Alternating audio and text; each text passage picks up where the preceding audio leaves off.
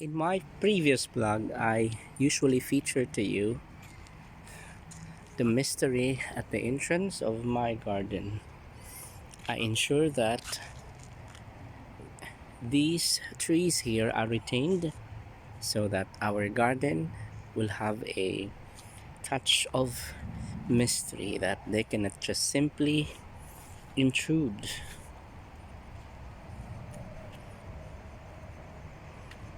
Interestingly, the branch of this particular tree has thorns, so it would not be easy for them to come here. So to those who are planning to enter, they can't, and perhaps they are going to be hesitant to enter because this is like a jungle. It looks like a jungle from afar, but there is a suspense that awaits those who patiently come and visit, because aside from seeing the kamachali here,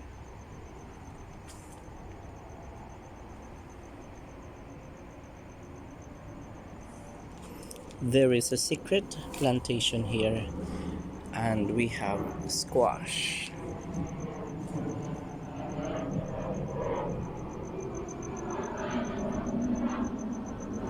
I just finished soaking the squash today in water, and once in a week we have to do the soaking.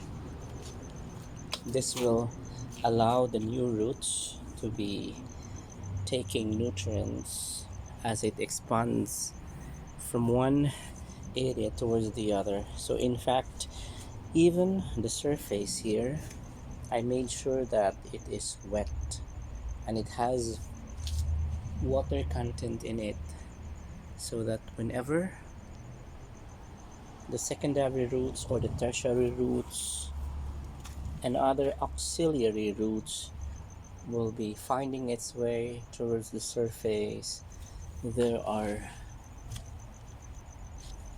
possibilities wherein they can transmit the nutrients towards the portion, the parts of the plant that process the food.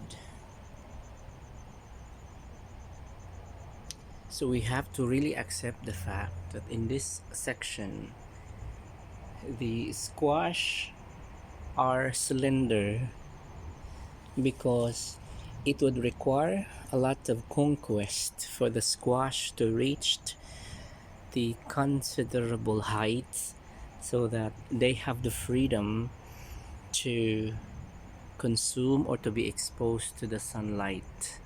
So without them reaching that certain height, they would remain slender. They would remain to have been an averaged size in its leaves, and there are also tendencies wherein they are going to get wilted as we are not regularly watering this. But that is one thing that I want this squash to become, like, resilient towards sunlight or extreme temperature. These times that the season changed, so they must be adaptive also to the change of the environment, not to be so dependent on water.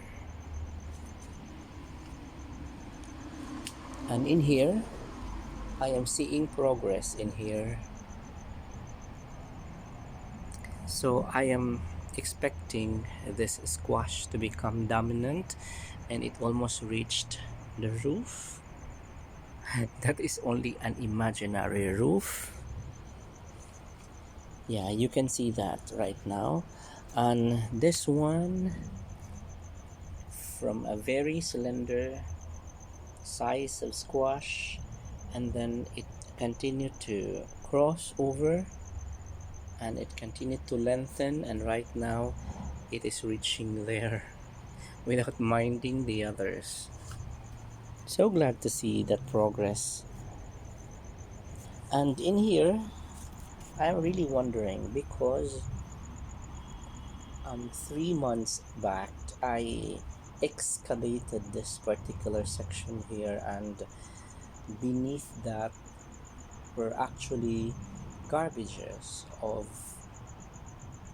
you can see the garbage here, which are actually could be penetrated with water. But when I put a considerable amount of soil or volume of soil, oh, it become rocky to a point wherein water do not easily sublime.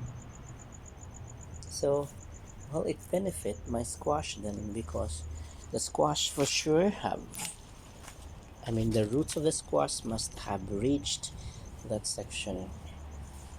Let's have an inspection here again. So I am seeing again progress here.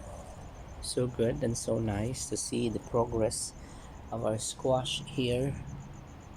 Uh-huh. Wow. It competes even to the gigantic squash there. So there is a competition here. I am sensing competition here.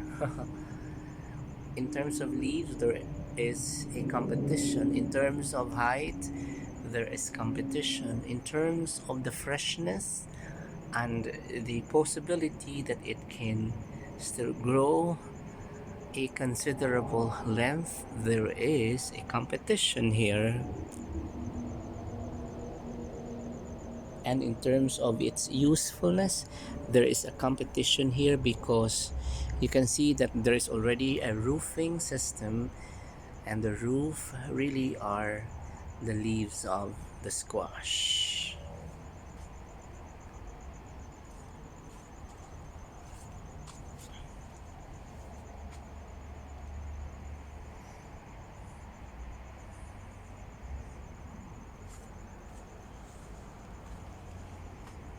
Okay, so that one, okay, I am actually worried that that squash that is growing towards the summit will not be able to sustain its growth,